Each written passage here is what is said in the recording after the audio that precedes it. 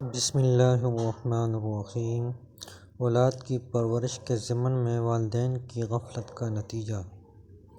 आरिफ बिल्लाह हज़रत डॉक्टर अब्दुल हई आरफी रहमतुल्लाह अलैह ने इरशाद फरमाया है कि आज औलाद की बेरारवी, नाफरमानी और अल्लाह रसूल से बगावत वालिदैन की तरबियत से गफलत का नतीजा है।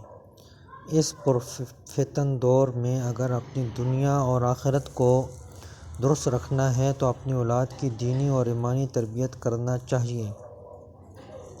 अफसोस इस पर है कि वालिदैन अपनी औलाद की दुनिया अच्छी रखने की पूरी कोशिश करते हैं, लेकिन दीन न तो उसको सिखाते हैं और न इस पर अमल कराने की तरफ तवज्जो देते हैं।